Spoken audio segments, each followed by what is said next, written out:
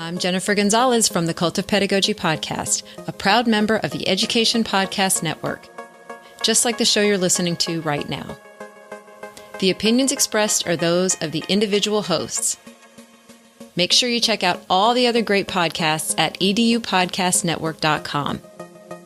And get ready, because the learning begins in 3, 2, 1... Welcome into episode 8 of the Educational Duct Tape Podcast, where today my guest is Angela Wojtecki, and we will discuss BookCreator and 3 other ebook writing options: media literacy, evaluating websites, fake news, research databases, John Green, Stephen King, and ghost hunting? Huh? Well, let's start the show so we can find out what that's all about. Welcome to the Educational Duct Tape Podcast with Jake Miller. Yo, how are you doing today? New friends, welcome in. Loyal duct tapers, welcome back. I'm so glad that you're all here with me today. I really appreciate you taking the time out of your day to listen in. On the topic of things that I appreciate, we'll have some hashtag EDU duct tape tweets, an Apple Podcast review, and some listeners' comments from the Educational Duct Tape Flipgrid community at the end of the show. I always love seeing, reading, and hearing what duct tapers leave on all 3 of those platforms, and I really do appreciate it. To find that Flipgrid community, just visit eduducttape.com. Before we dive into the show, I want to share with you about an upcoming endeavor of mine. Many of you know the GIFs that I create and share on Twitter at JakeMillerTech and on my website, jakemiller.net. Notice, by the way, I call them GIFs, not GIFs, because I'm not cuckoo for Cocoa Puffs. Anyhow, seeing as how those GIFs have become popular ways to learn things quickly, I've decided to try taking a deep dive into one tool at a time. So later this spring, I'm going to do a trial run of something that I'm calling GIF a Day. For a small fee, participants will receive a new GIF, not being shared on Twitter or on my site, in their email inbox. I plan to launch with Google Sheets, so if the idea of 25 plus bite-sized Google Sheets lessons sounds good to you, head over to jakemiller.net/GIF-a-day. Visiting that link is not a commitment. It's just accessing more information on what, when, how, and how much. Again, jakemiller.net/GIFADAY. GIF a day. And don't worry, I'll still keep cranking out the GIFs on Twitter and on my website. This GIF a Day venture is just a little side project for those of you who want to level up in a certain tool, in this case, Google Sheets. So again, jakemiller.net/GIFADAY. Oh, sorry. Hold on. Let me just grab my soapbox from over here. Yeah. There we go. That's perfect. Climb up on there. So last week I started telling a story while I was up here on my soapbox and then left you in a cliffhanger. So today I'm going to tell you about what happened next. Just to refresh your memory or update our new friends, I was talking about my 8th grade STEM class from about 7 years ago. It was a class that all students in that school took, and in an early iteration of the course, I had that one class. The one that's like the opposite of winning the lottery, like crazy bad luck in the combination of all of those difficult students. Or so I thought. What I discovered with some reflection was that the most difficult students in the class were either highly capable and were bored by my slow pace, or were struggling and were acting out rather than risking failure. This made me realize that the creation of the roster was an event that I couldn't control, but the way that I responded was something that I could control. And by doing that, I could change the outcome. So I created a student-paced course. The course consisted of a series of activities on a Google site. I'll stick a link to it in the show notes. Just keep in mind that most of the links on the site no longer work. Anyhow, it really was an awesome instance of educational duct tape, using technology to address a classroom problem or goal. But there were issues. It turns out that designing a student-paced course for 13 and 14-year-olds is great until you realize that they've gone through 8 or 9 years of school that most likely were not student-paced. So I had to build in some scaffolds to help them adjust. The first thing I noticed was that if the activities weren't worth doing, the student pace became a turtle pace, even for the highly capable kids. So that reflection identified a new event, and I selected a new response to get a new outcome. I improved the quality of the activities. Then, once I had the majority of the kids motivated to move consistently forward through at least relatively worthwhile activities, I found another issue. You see, I would walk around the room starting at one side and zigzagging my way through the room until I got to the other side. I would check in with each student, give them support if needed, and engage in conversation with them. It really was kind of wonderful. I didn't have to stand at the front of the room teaching anymore. I could just roam around having discussions, helping students answering questions and guiding learning. But the problem was that some days I would get to the other side of the classroom at the end of the class period just to discover that that student, the last one I got to, was waiting to ask a question that entire time. That student should have raised their hand and asked the question, but as life with middle schoolers goes, sometimes they don't do what a normal human being should do. And I couldn't change that, so I had to change the things that I could control. So I added to my Google site a Google form. It was embedded at the top of the page, and it asked 4 questions. Who are you? What period is it? What activity you're on? That's the important one. And do you have any additional information to share or questions? The kids were instructed to fill it out at the beginning of every class period. They didn't even wait for the bell to ring. They just sat down, filled out the form, and got to work. It was amazing. I realized that sometimes our students aren't actually waiting for the bell to start class or the teacher to start class. They're just waiting to know what they need to do. And so once they knew what they needed to do, they just did it. They just filled out the form and got to work. And I would grab my iPad, open up the spreadsheet that showed the results of that form, and see where everyone was in the class. Within moments, I knew who needed my support. Within moments, I knew who had questions. Within moments, I knew who was behind and might need some motivating. Within moments, I knew what materials I might need to prepare for students who were ahead of the pace. And after I handled those immediate needs, then I could circulate and have the valuable discussions with the other students. And another wonderful thing, the kids were taking increased ownership over their progress. Not only were they telling me what they had completed and where they were, but sometimes they were adding extra details. Things like, I should be on activity 22 right now, but I don't have the materials that I had to bring from home, so I'm going to do activity 23 today and go back to activity 22 tomorrow. Can you imagine an 8th grader taking that level of responsibility and communicating it to the teacher? I was excited. But guess what? It still wasn't perfect. Next week, we'll talk about the problem that I next discovered and the way I used educational technology, what we'll call here educational duct tape, to solve that problem. But for now, let's welcome in our guest. Today's guest. So today's guest is Angela Wojtecki. Angela is the District Library Media Specialist and Tech Integrationist for Nordonia Hills City Schools located here in Northeast Ohio. She helps co-teach the district's long-term professional development series program for teachers and also is the host and producer of the Nordonia Hills City Schools podcast series titled Nordonia Innovators. You can follow Angela on Twitter at Angela Wojtecki. That's WOJTECKI, or contact her at angela.wojtecki@gmail.com. And you could check out their podcast on Podbean at nordoniainnovators.podbean.com. As always, those links will be in the show notes so you can get to them and follow Angela and hear about all the awesome things they're doing. How's it going, Angela? It's going great. Thanks for having me, Jake. Yeah, I'm really glad to have you in. Ohio represent.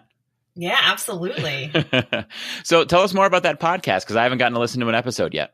Sure. Well, I kind of got the idea at an EdTech conference in our area that we had, and it at first seemed a little daunting to actually create a podcast and then, upload it and how that would work and the editing piece and all of that. But it was one of my little side projects that I kept telling myself, I really think it would benefit our teachers in Nordonia and also other districts as well. But it's basically a series where I showcase teachers in our district. I also showcase maybe administrators and even maybe students. And what we do is we just kind of have a really short conversation. I keep them usually under 15 minutes. And we just talk about what teachers and administrators and students are doing that may be innovative. And it can be technology focused, but it could also just be something that they're trying in their classroom, something new, such as blended learning. Or we even had a student who had created an app. So I interviewed him where he talked about the app that he created and kind of the steps he took for that. So it's just a way to showcase a lot of different ways we're being innovative in Nordonia that other teachers in our district may not even know about. Oh, that sounds cool. So in a lot of districts, it's like you have your local newspaper that sometimes prints stuff about your school, and then you have your Twitter account that some parents follow, and then you have your Facebook account that some parents follow, and then this is like another way to do it. Plus, it's kind of more long form, so they could really get the details on it. Yes, absolutely. So, and they kind of probably complement each other really well, having those social media profiles and then having the podcast. Mm-hmm, absolutely, yeah. So now, is it like an interview style show?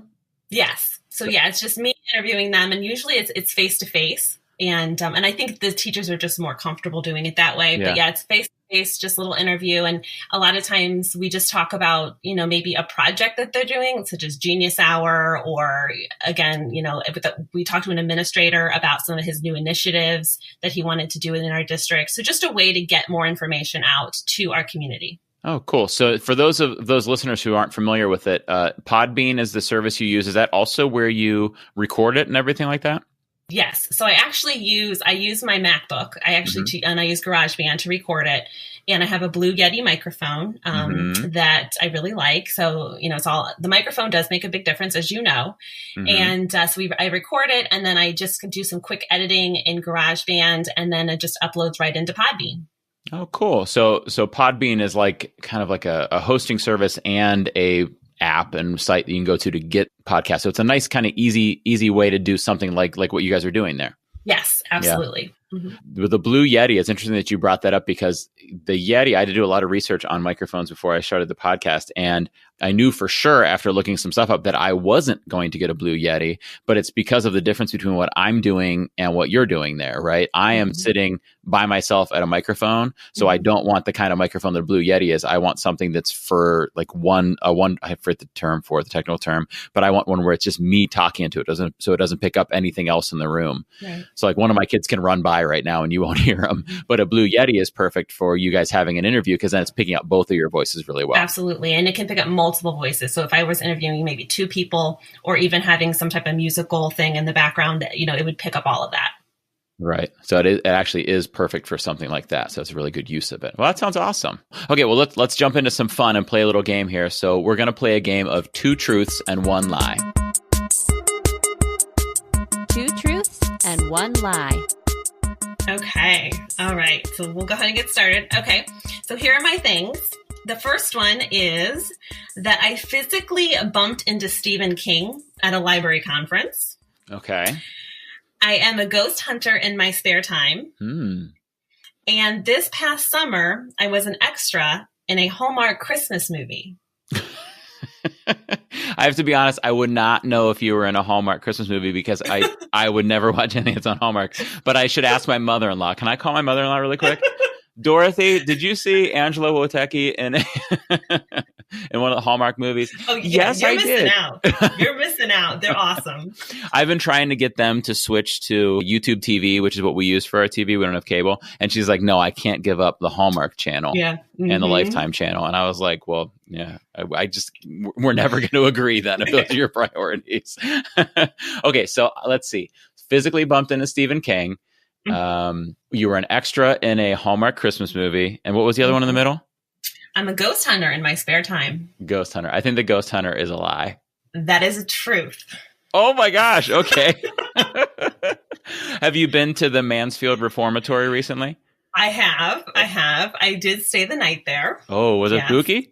It was. It's very creepy. It is very creepy at night. And there were some things happen that we couldn't quite explain. I'm actually part of a paranormal group.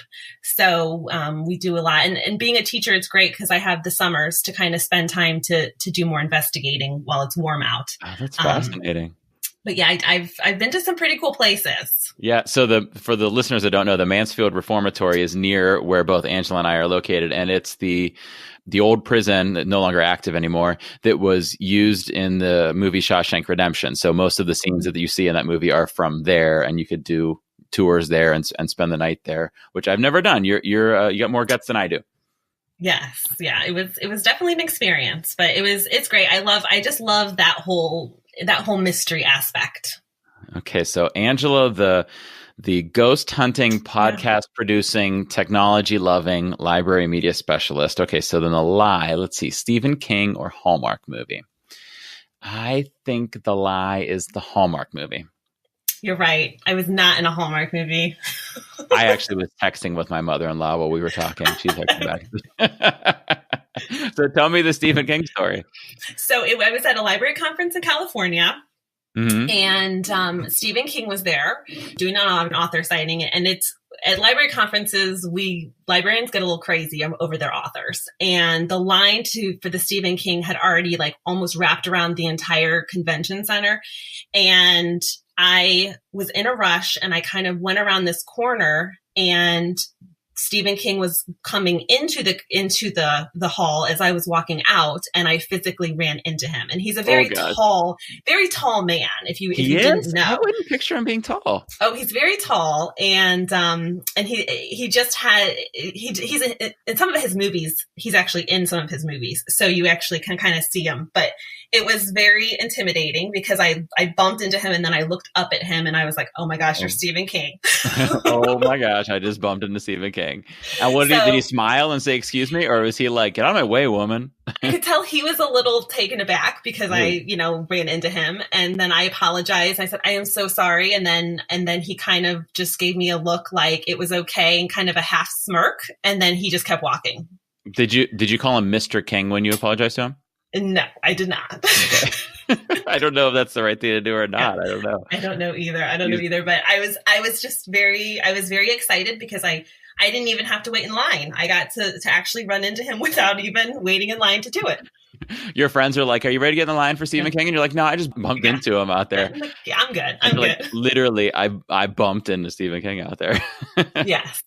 Okay, so now let's jump into the educational duct tape. Be a little more serious, act a little more like professionals right now. So my first question for you, actually, you know what? We should review what educational duct tape is, because I think right now, Angela, we're up to like 16 listeners. Wow, and this is exciting. Yeah, 2 or 3 of them are new. So just to fill them in, educational duct tape is my goofy metaphor that says that educational technology is at its best when it's not the goal of the lesson. It's not the thing you're trying to do.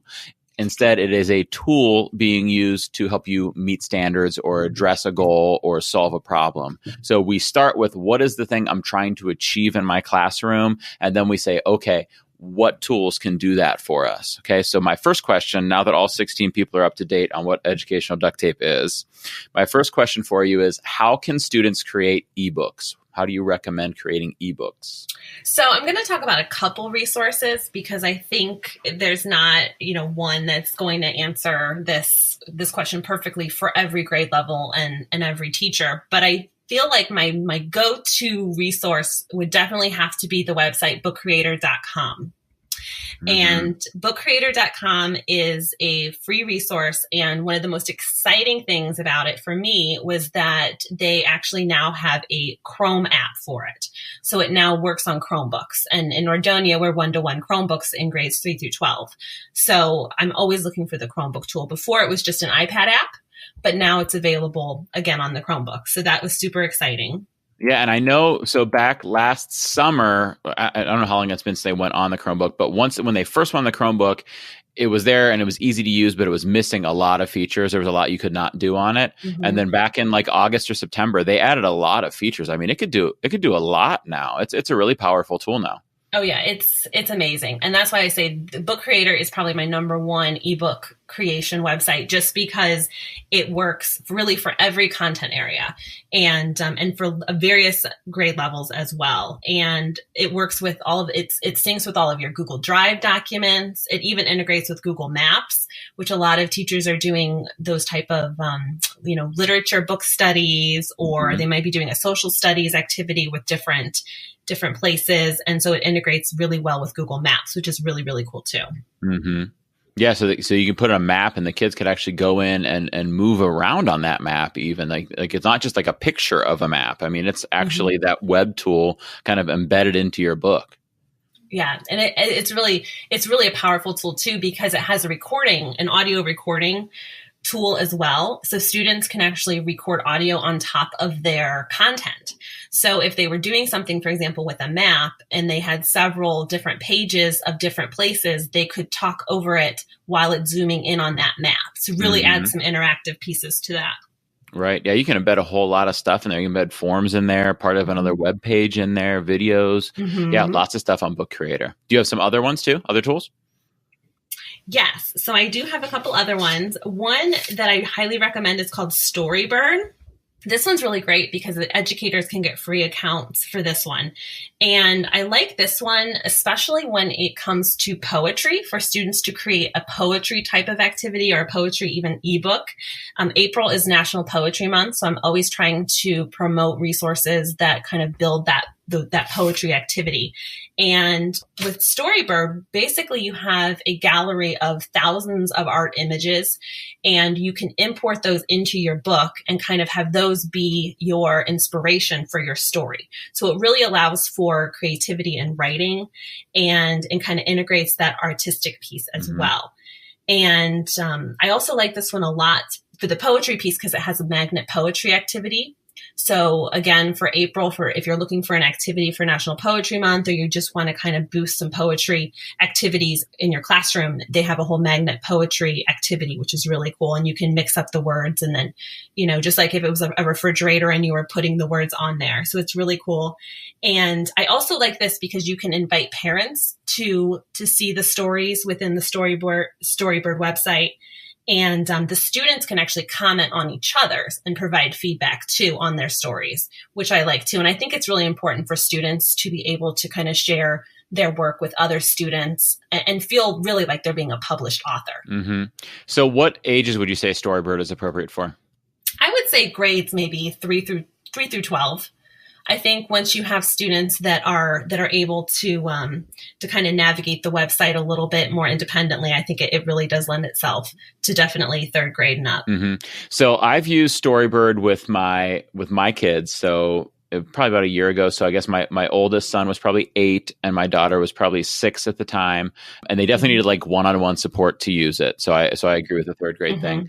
My son didn't love StoryBird because he didn't like being limited by the artwork that was in there. So he wanted to like go into like Google Slides or something because he's like, Dad, I want to write about LeBron James and there's no pictures of LeBron James in here. And I'm like, okay, well, that's not the tool for you then. But my daughter, on the other hand, it was like StoryBird gave her like a spot to start from. Like it gave her like a piece, like she'd see a piece of art about like with a picture of a baby and she'd go like, oh, I'm going to write about babies. And then like that would kind of inspire her, but it is a super easy to use tool. And like you said, the features where the teacher could see what the kids are creating and then share with the parents. That's awesome. Absolutely. Yeah. What about ages for BookCreator while we're on the note of age appropriateness? BookCreator, I would say maybe grades 2 through 12. I feel like with BookCreator, and another thing with BookCreator that I forgot to touch on is that it has a template to make comics. So a lot of teachers are looking to do digital comic strips or digital graphic novels, those type of things. And with BookCreator, they have the templates to really make it look like it is a graphic novel or a comic, which is really cool.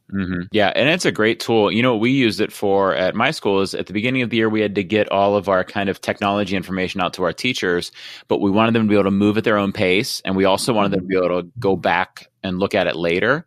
So what we ended up doing was create an ebook of all of our technology information on BookCreator, and then we shared it with our staff, and they went through it in order page by page at their own pace. But then if they wanted to go back and see something about one of the tools we talked about or something, they could jump back to page 32 or whatever and look at it there. Oh, yeah, absolutely. And I've seen teachers even do at the beginning of the school year to introduce themselves. They make an ebook and they share it with students. And then you're modeling for the students kind of what BookCreator really has the ability to do, which is great. Yeah. So StoryBird is completely free, right? Yes. Now, BookCreator is kind of a freemium. So the big feature that you have to pay for is collaboration. That's the big one.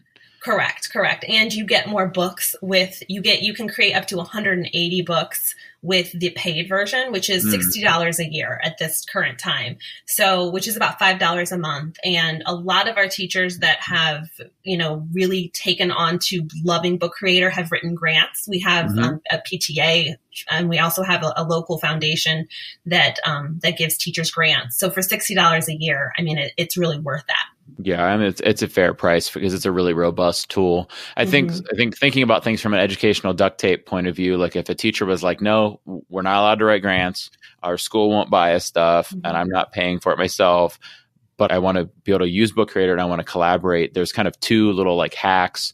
One is that you can collaborate in like a trial period of like 14 days or something like that.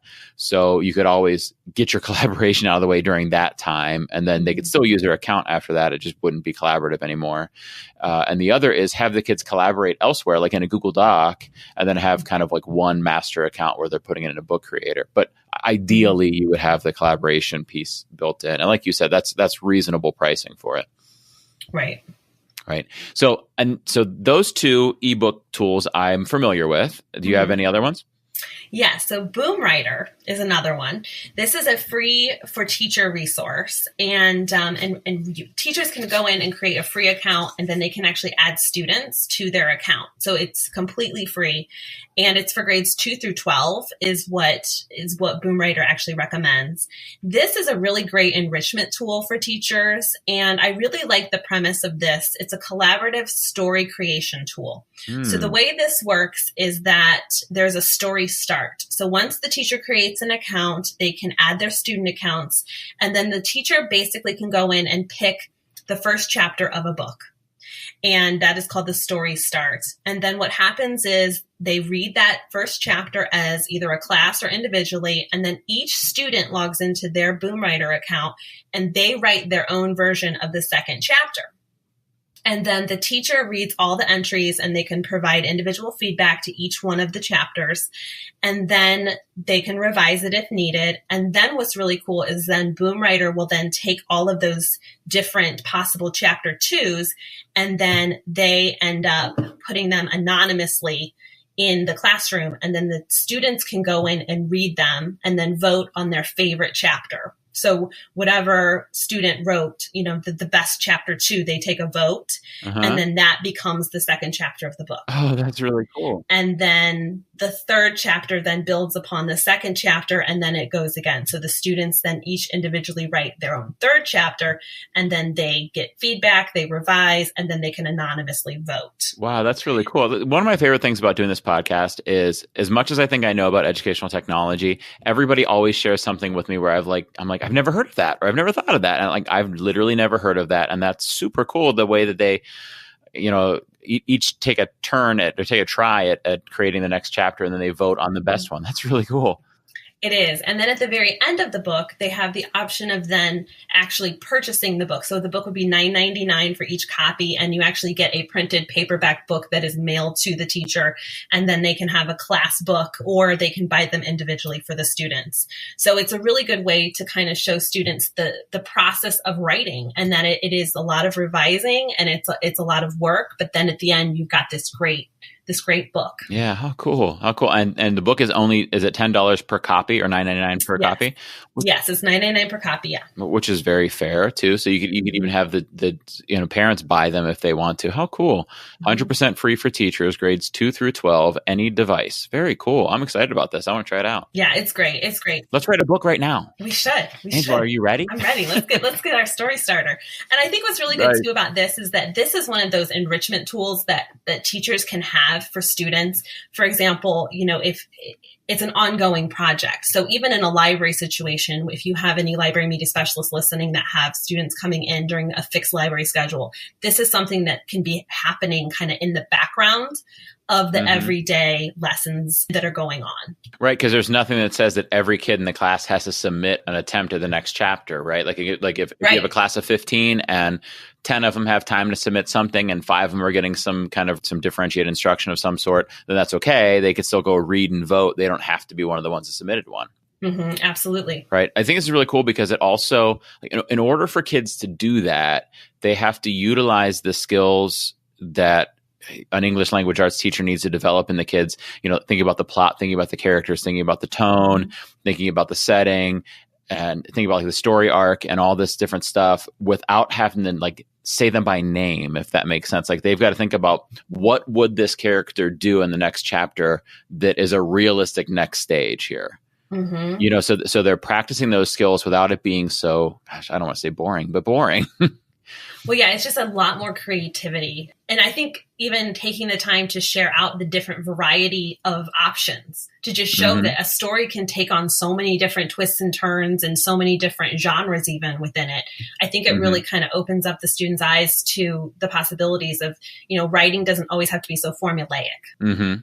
Yeah. Well, and this really goes well with, so 2 weeks ago, we talked to Sean Fahey, and Sean was talking a lot about how he wanted to not only give kids a chance to have their voice heard, but he wants the kids to feel like their voice is encouraged and their different perspective is encouraged. So what a cool way as writers to encourage that perspective taking. Yeah, absolutely. Absolutely. And it does build a lot of confidence in the students too, especially the students who may not think they're good writers, but yet if their story gets chosen to be the one that is chapter 2 or chapter 3 or so on, then what a confidence booster for that student. Right. Well, and you said it's anonymous, right? So they don't know whose story is whose. Correct. So they don't feel like, especially like a middle schooler or like maybe a 5th, 6th grader who might feel like it's a risk to put themselves out there as a writer. They could do it and kind of feel safe that nobody knows that was them. And then if it's theirs that gets picked, like you said, what a huge confidence booster. Absolutely. So I see on their site, they also have a built-in grading system with some standards-based rubrics too. They do. Yeah. They have a lot of different teacher tools too built into it. And it really, this is the type of resource that a teacher can make it as simple as they want or as robust as they want. They really can kind of take it, but the rubrics are great and they're always asking for feedback too. This is one of those app developers that are constantly wanting feedback from teachers. They want to make sure that they're keeping up with what's going on in education and in technology as well. Love it. How cool. So when they're making these stories, can they only add text? Can they add their own images or the images built in? Can they add other stuff or is it just text? It's primarily just text. Okay. Yeah, it's primarily just text. Okay, which is fine. I mean, that just to understand what exactly it does, and what we're talking about here is writing. So of course, just writing is fine. Okay, so I want to share one other ebook option. I think those 3 are wonderful, and it's interesting. They all have very different kind of usage scenarios, right? Where you might use BoomWriter if you're just trying to develop their creative writing skills, and you're trying to have each kid's voice kind of built and their confidence built. Whereas you might use StoryBird if you're looking for like a good poetry activity or something where they don't have to start off with an idea because StoryBird kind of gives them those graphics. And then you use BookCreator if you're trying to create something that has a lot of rich web-based stuff in it, videos and things like that. So it's neat that they kind of, if you're trying to do this, you go with this one. If you're trying to do this, you go with this one. But if none of the 3 of them work for somebody for whatever reason, I think Google Slides actually makes a pretty fantastic ebook writer. And what I just discovered a couple of days ago is, I've mentioned on previous episodes of the podcast, the Flipgrid for Educators ebook and the Wakelet for Educators ebook. And I'm going to put links to them in the show notes again. But the collaborative teams who made both of those used Google Slides to make them. And if you look at the ebooks, you'd be like, wow, that's made in Google Slides.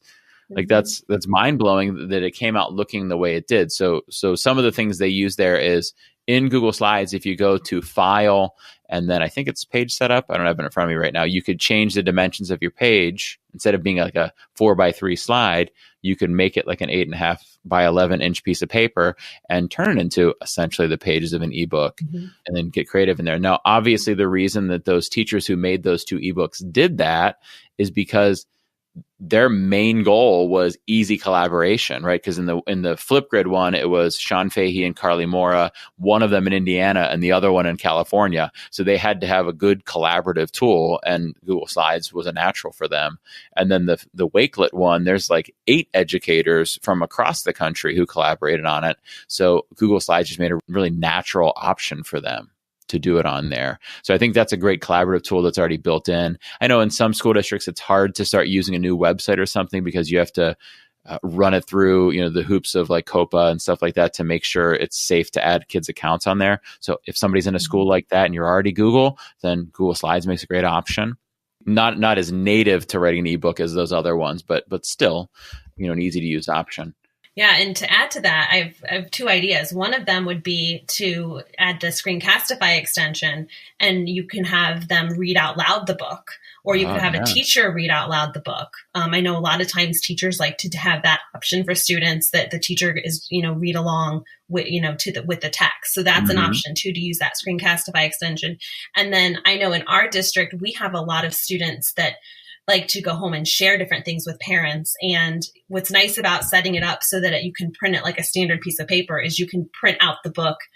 You could staple it or you can bound it, and then you could have the student take it home and share it with their families. And I think that's a great tool too. Just, it just helps with that school to home connection a little bit.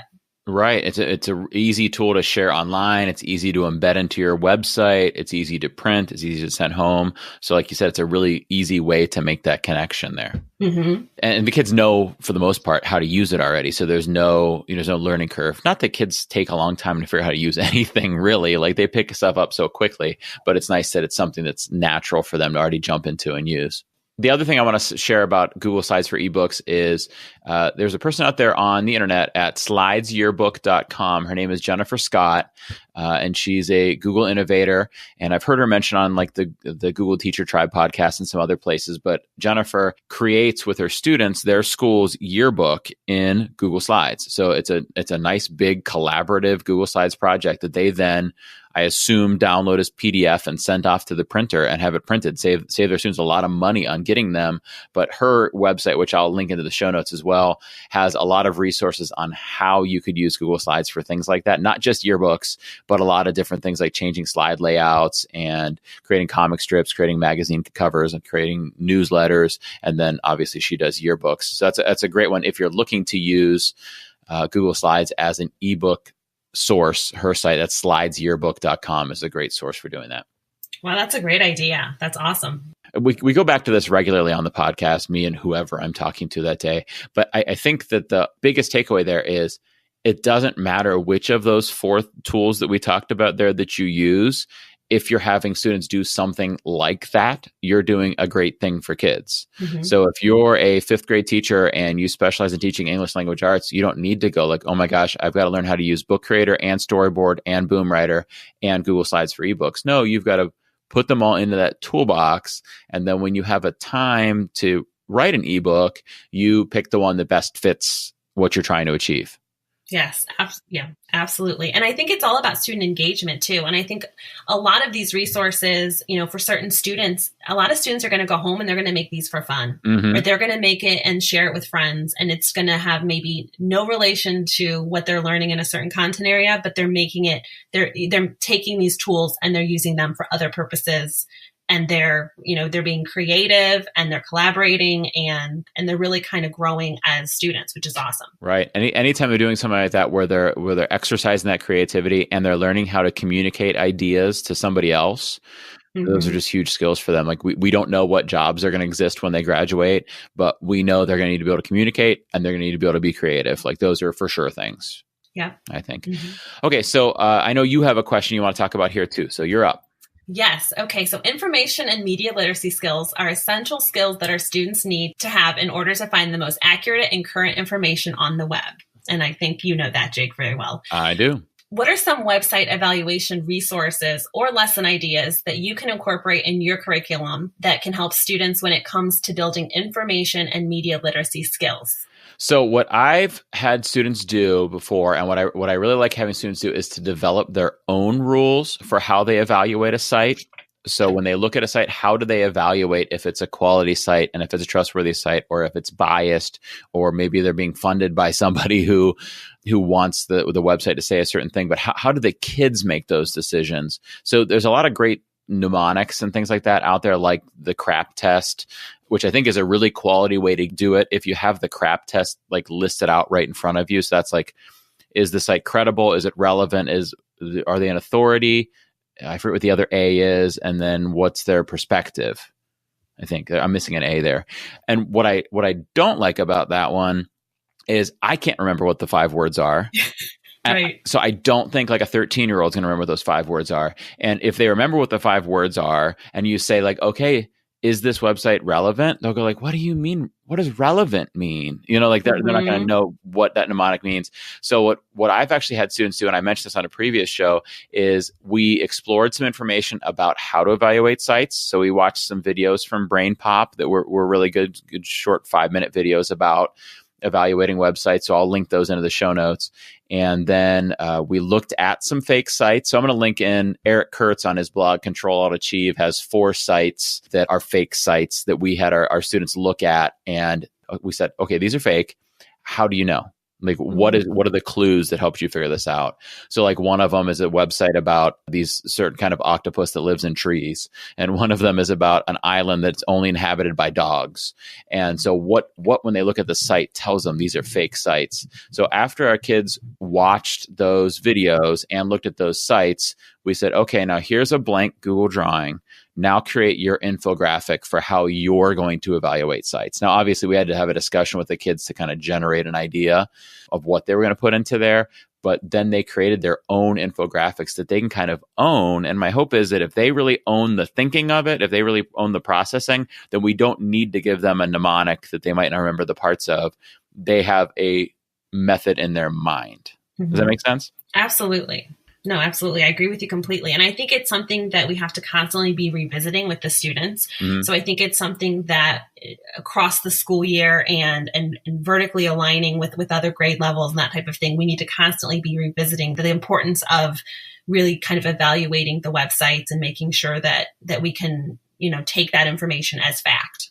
Right. Well, that's a thing that we have a problem with. I'm going to say we, the greater education community here, has a problem with all the digital literacy and digital citizenship kind of stuff where we tend to teach them in isolation. Not everybody, but it tends to be like, oh, today's our digital citizenship lesson. We're going to talk about how to be safe online or how to have a good digital footprint, when in reality, the best way to do it is to embed it as often as possible, because then it becomes second nature to the kids. It just becomes part of what they do. Absolutely. Absolutely. And so many districts do subscribe to certain databases that are sometimes paid and sometimes they're free, which is awesome. But these databases really are important for students to start becoming familiar with, because these are the resources that they're going to have to use at the college level, especially if they're going into, higher academic, just because they're required to use different type of peer reviewed journals and that type of thing. And if we're not exposing the students to those type of resources throughout their education, I think we're really doing them a disservice by not showing them that this stuff exists. Right. So I have a question for you on that that's maybe unanswerable, and it's a hard question. It's, how do we get students to accept those sites as resources to look at, like, on their own? Like when you and I were in school, that was pretty much all there was, right? We had whatever database our school had, and that's what we looked at, unless it was just books. But I remember for my school, we had just gotten computers when I was in high school, and it was just like one, I don't remember what the website was, but that was the one place we can go to research. So for me, it was a no-brainer. But for our kids, they're like, oh yeah, I'm going to go to this database that looks not necessarily appealing, and I have to log into it first, and then I have to search for something, and then it's very wordy, instead of just Googling it and clicking on the first link, which is probably Wikipedia, and it says the answer in the first 3 sentences. So how do we get kids to accept those databases? Because I agree with you that they're important. How do we get them to accept them and maybe be more willing to utilize them? And that's a big challenge. That's a big challenge, because we live in a world where we want immediate answers. And so I'm always trying to really stress to the students that, a quick Google search really is just for quick facts. And it's, and the difference between research and Googling is that Googling really becomes a popularity contest, essentially. Yeah. And research is true. It's more reliable. The resources are more current. And you know that if you're doing it for a project and you're getting a grade on that, going the research route is going to end up much more successful for the students. Right. So I think that's important. What I've always kind of stressed to teachers is that I think it's important to kind of set the tone for the students so they feel comfortable in those databases. So taking the time to either collaborate with your library media specialist or working with the teachers, or librarians working with the teachers more on basic research skills throughout the school year. I think the more exposure they get to the databases, I think the more comfortable they will get using them. And I am very impressed at how databases have really changed over the years. Yeah. At the college level, they kind of still look the same, but for the K-12 database environment, I mean, we have a great database. National Geographic has a really great science database with resources that is so visual friendly, and they have videos, and it looks a lot more visually appealing than in previous years. And I think that's important too, is that we kind of take the time to investigate those databases that your district may have and kind of see how they've changed and how they've grown and kind of become more visually appealing for our students. I think that makes sense, because if I gave a student nowadays a dictionary, like a real off the shelf dictionary, and asked them to look up a definition of a word and comprehend like what it was saying in there, they would, first of all, maybe have difficulty finding the word. And then when they got to it, understanding what the pronunciation guide meant and understanding what the N for noun and the V for verb meant and understanding why it lists synonyms and antonyms and all that different stuff that we are very comfortable with. And I think we're comfortable with it because we had a lot of exposure to it, right? Like that's just something I used a lot when I was in school. I just used a dictionary a lot because I couldn't just Google something or ask my phone something. So it's not just what's easier, it's what we're more familiar with. So maybe you're right. Maybe just exposing them to databases more regularly will do that. Absolutely. And showing the students that the databases, have a purpose for what you want them to do. So if you want them to research, for example, in science, if you want them to research a biome or that type of activity, show them the databases that are going to give them the best results for that. And so they feel comfortable and they feel confident in that search. So I think that's important too. Yeah. And a lot of resources now that we have that a lot of times we pay for, but they have these features. So for example, we have a Gale database in Nordonia about opposing viewpoints. So it kind of presents both sides of an issue, and we pay for it at the district level, but they have a Google Classroom integration piece.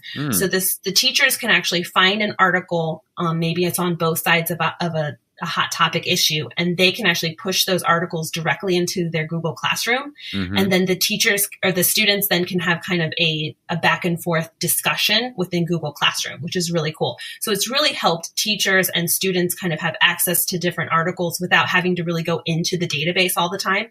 They can actually import them into Google Classroom, which is awesome. That's cool how they curate both perspectives of the issue for the students, because that's kind of what we were talking about at first, is how do they know what to trust and how they know what's biased and what's not. So if we could say both of these are factual, both of these are biased, and we know they're factual because they're on this database, and we know they're trustworthy because they're on the database, but they still are telling their version of the story, so we're kind of two birds with one stone right there, right? Yeah, absolutely. And I think that's what students really need, is they need to kind of be exposed to that, and that it's okay to have, two different, viewpoints on the same topic, and have a healthy discussion about that. Right. So how else can we help kids develop those skills to look at media and be more media literate? Well, I will actually post a link in the show notes as well to a website. It's actually a library website, the Petaluma High School Library, which is in California. And I don't know I'm sure the teacher librarian or the library media specialist has curated this awesome list, but it's a list of, I would say, maybe 50 or 60 different websites that really kind of prompt the students to investigate the different elements of a website to see if they're bogus websites or not. So like you mentioned, the Dog Island and the Tree Octopus website.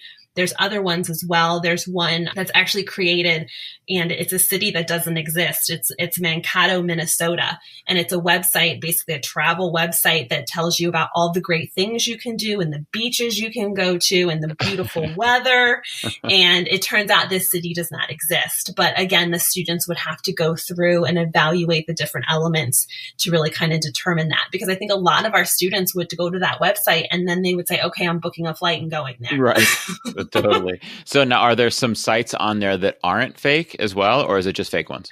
There are some. And then what's also nice is they even integrate in there some websites that are just really outdated. So they may have information on there, but it's really outdated. So for example, endangered animals or endangered species and those type of scientific websites that kind of whoever created that website has not gone in and updated them. So we don't want our students using outdated information. We want them finding the most current and accurate information. So I think it's a good way. It's a good blend of different websites. Yeah. One thing I like about it is that if you use stuff like that, the kids have to figure out not only is it fake, but how do they know it's fake? So they could say, well, and actually it's a good thing if they look up that city online and they'll find out, either they'll find nothing about it or they'll find people saying about how there's a fake website about it. then they're developing that skill of going and looking elsewhere for it. Or if they look and they see like, oh, it hasn't been updated in 10 years, that's another skill. So as they start to experience those different reasons to prove why they're fake, then they start to add those kind of to their repertoire of evaluation skills. Right. And how cool would that be to have kind of a classroom activity where maybe on Monday of each week you introduce a website and you talk to the students about it, and then they have to come up with reasons on why that would be factual or not factual website. And kind of then on Friday, you kind of do the big reveal and you kind of weigh in on everyone's thoughts and everyone's opinions on it. And I think that's a really great kind of long-term, media literacy lesson that's kind of built in throughout the week. Yeah, and they keep referencing back to those skills. Like, so by mid-year, if they're doing this weekly, by mid-year, they're going to go like, okay, first thing I'm going to do is I'm going to look at when it was last updated. Second thing I'm going to do is look at what the URL is. Third thing I'm going to do, and they start to develop these strategies that they're using. And it's not just a mnemonic that they can't remember. Maybe it is, but it's not just a cut and dry, this is how everybody does it. It becomes their own inherent process that they all follow. Yes. And they become a little bit more detectives in the process. And I think that's important, is that they kind of learn the skills to kind of be able to evaluate it independently and kind of say, okay, judging by these elements, I don't think this website's the best one for this purpose. Mm-hmm. One thing I also shared with my students, I'm jumping back in my brain here, that I also shared with them when we did that activity was, as a hook, I showed them there's a great article that I will link in. I believe it was from BuzzFeed News. I'm not 100% positive. The link will be in the notes. That went over, there was a study done based on the 2016 election. They showed like 300 to 400 people, 5 fake news stories that really were printed and posted on Facebook, and 5 real news stories that really were printed and posted on Facebook, and asked them if they believed them or not. And the numbers for the fake news were almost as high as the real news. So it was a great way to show the kids, like, this is a problem. Look at this. 72% of the people believed this fake article, but only 80% believed this real article. So while it's still more, it shows that now not only do we have this problem where people are believing fake stuff, we have this problem where people are being skeptical of true stuff. Mm-hmm. So now we need to build that skill. And that was kind of a hook for the kids to make them start to want to do that.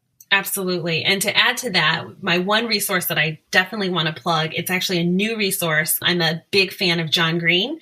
He's the author of several teen books, such as The Fault in Our Stars and Looking for Alaska. So he's a big teen author, and I'm a big fan. I fangirl over him all the time. But he does video series. So he does like a crash course in American history series on YouTube and some other type of crash course video series. Well, he has a brand new one that is called Navigating Digital Information. And it's a 10-episode YouTube video series. And some of his topics deal with fact-checking and social media, and also using Wikipedia, evaluating evidence. He talks about infographics. So he has these really great episodes for, I would say, grades 6 through 12 students would definitely benefit from these videos. But he really breaks it down to really kind of lay everything out for the students in terms of things that they need to look out for, how to really double check facts, and also some other different pieces on digital literacy skills. And he's a really funny guy. So I think it would be really engaging for the students to watch those videos and really learn some really good lessons from them. Yeah, he's funny and he's hip. Like, kids would like him, right? Yes. Right. And most of if you have students in grades 6 through 12, they have heard of John Green. So, I mean, he's a pretty mainstream author and like YouTuber and things like that. Kids will know him from one of his. Now you said you're a John Green fangirl. I'm actually more of a Hank Green guy myself. Do you know his brother Hank? Okay. Yes. Mm-hmm. Hank, I think, is the funnier of the two of them.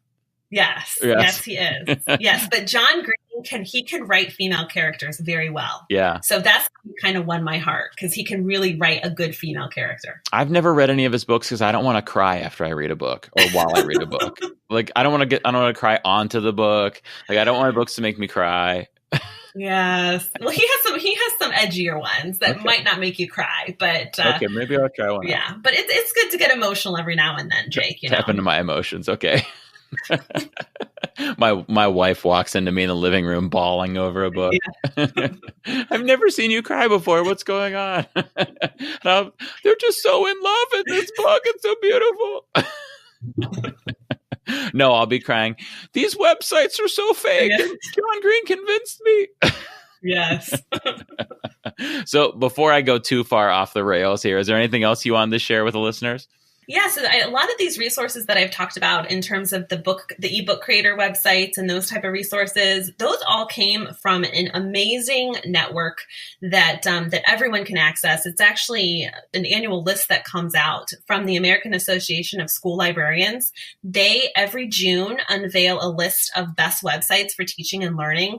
And all of the resources, the Book Creator, the Boom Writer, and StoryBird were all chosen in previous years for that list. So school librarians from across the nation are selected, and they spend a whole year kind of vetting new resources for teaching and learning, and then they unveil some of their top ones. But that's a great place for teachers who, again, need some more tools in their toolbox. They're looking for something different.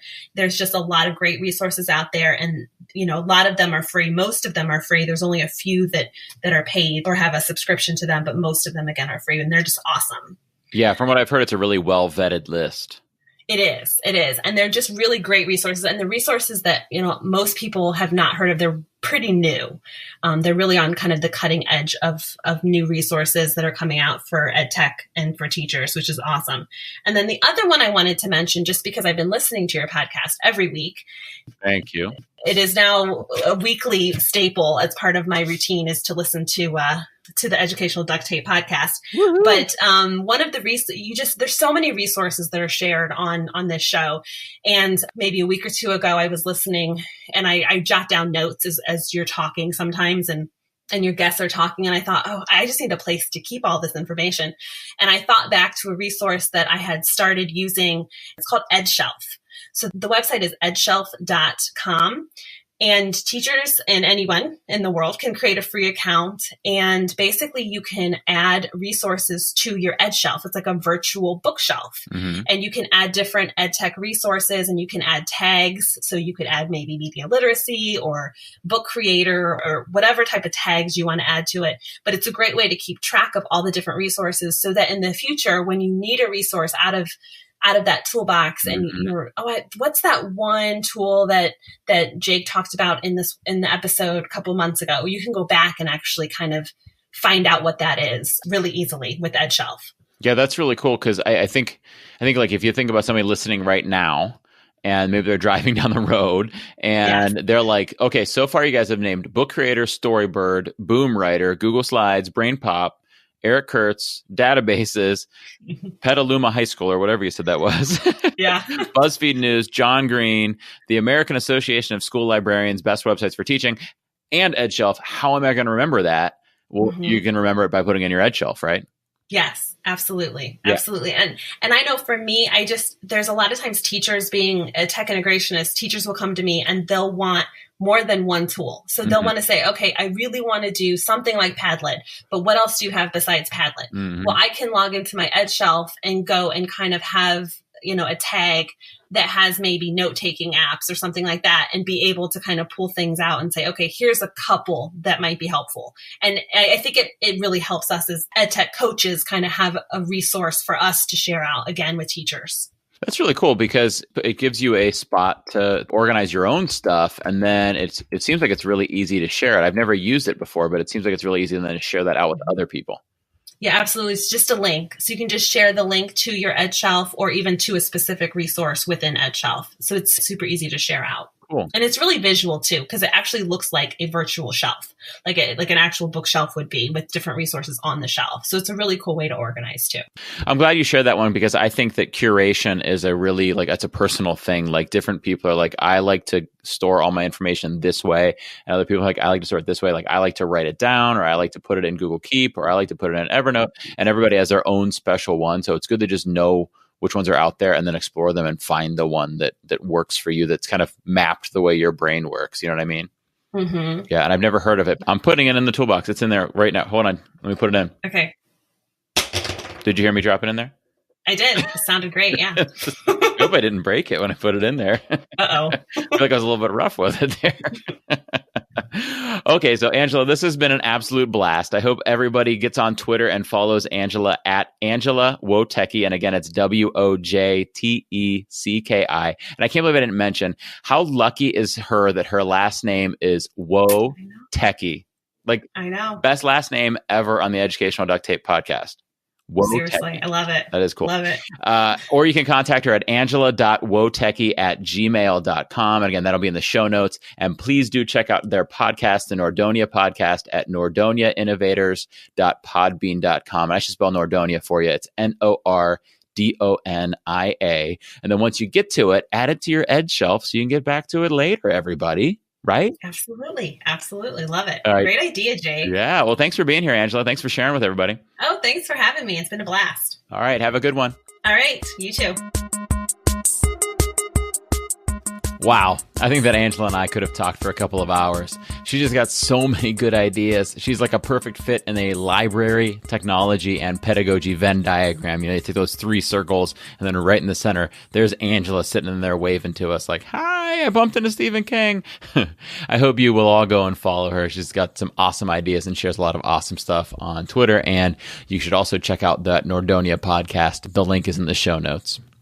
As always, let's wrap it up by hearing from some of the duct tapers out there. First up, I'm super pumped to now have 23 5-star reviews on Apple Podcasts. 2 new ones in the last week. Woo whoop! Let's start off by hearing PW Tech's review. That's Paul West, who I hope you'll be hearing in the future of the Educational Duct Tape podcast at some point in time. Paul said, as soon as I found out Jake Miller was starting a podcast, I knew it was going to be #solid gold. I hit subscribe before I even listened to the teaser. Boy, was I not disappointed as I binged through the first 3 episodes. As a tech coach, I really appreciate the soapbox segments and the constant emphasis put on ed tech being the right tool for the right job and not the end goal. It's all about teachers, the instructional leaders in each classroom, finding the best and most creative ways to allow students to be original and show what they are capable of beyond simple fact regurgitation. Jake, you made it into my commute rotation very quickly. Well done, sir. I'm already waiting for the next episode. Thank you for spending the time to produce this show. Well, thanks, Paul. I think I should also point out the title of Paul's review was, This Ain't No Ordinary Duct Tape. That's a good one. Let's now jump on to the Twitter sphere and listen to some of my favorite tweets. So first up, we've got @EngageEducate. Laura said, I listened to #EDU duct tape on my way to work. The problem? My commute is only about 6 minutes, and @JakeMillerTech is dropping episodes faster than I can listen.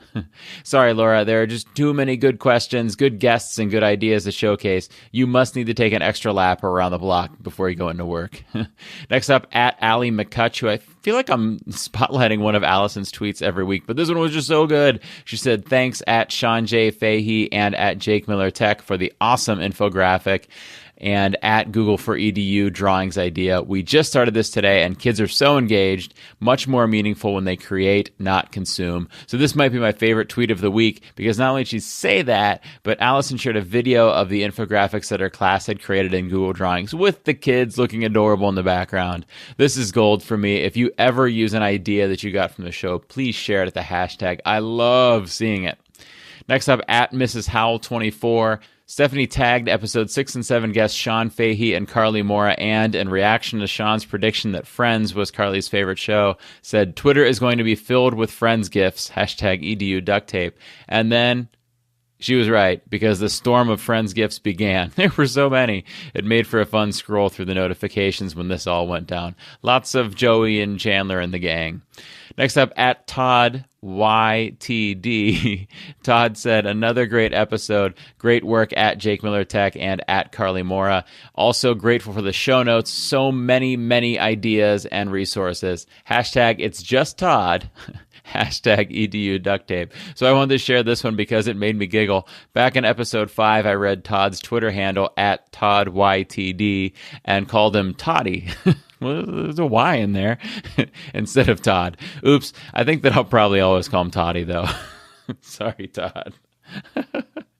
Next up, @Ann Radefeld, famous from being the episode 2 guest. Ann said, Mrs. Jackman's 5th graders practiced their #map skills with @AE Cannon FS and her students. Learning continued after all the guessing was done. Each class asked and answered lots of questions about their communities and schools. So this is an exciting one. Anne was sharing about a mystery Google Hangout that one of her teachers had with Anne Cannon after she heard Anne Radefeld. Wow, this is confusing with all the Anns in here. Anyhow, it came out of the talk on the podcast. They had a mystery hangout. They showed some pictures. It looked adorable. It's so exciting to see that happen. It's so cool to see something come out of somebody's guest appearance on the podcast.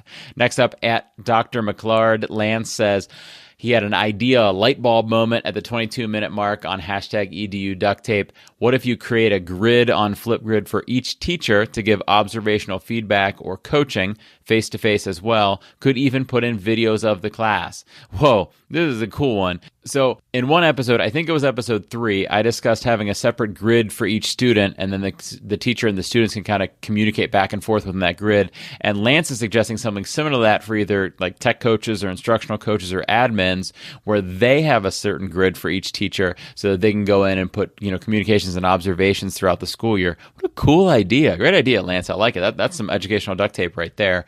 Next up, some new tweeters this week. I think we hit 150 tweeters with the hashtag EDU duct tape this week. We had some newbies at Blue Square X, at Brenda LYNTC, at B Thompson EDU, at Clarissa MFB, at Info Pro Network, at Joyous Science, at Mr. D's English class. That's MRDSENG class with 3 S's, because Les is a fancy guy. He needs an extra S on the end there. At Mr. Numero, at Mrs. Emery's class 5, at Mrs. KSMS, at Mrs. Tannen B, at PGR Teaches, at SHEN Valley Vegan, at SNEJ80, at Tech Coach Jones, and at Tech Volak, VOLAK 2. Next up, finally, let's get to the Flipgrid. The Educational Duct Tape Flipgrid community has lots of great discussions going on in there. I hope you'll all consider participating in there. Let's hear what Emily Coldwell has to say. Hi, my name is Emily Coldwell, and I teach English to 9th and 10th grade students at Minerva High School. I am getting ready to use Sarah Rivera and Jake Miller's idea to use Screencastify and Loom in my classroom for giving peer feedback to my students who just wrote a paper over a comparison of Romeo and Juliet to the play The Fantastics. So I will get back on here and let you know how that turns out. We're also going to experiment with peer grade, which is something I didn't know about, but I'm excited to use. So thanks to Jake Miller for sharing those awesome, and thanks to Sarah for sharing those awesome tools that I will put to use this week. Thanks for that, Emily. If you're listening in, I hope you'll reach out and let us know how peer grade went for you and how using Screencastify and Loom for students to give feedback went for you. I'd love to hear all about it. That does it for episode 8. Thank you so much for listening. Those of you that are still here at about an hour and 7 minutes, thank you so much for hanging around, and I will see you all next week.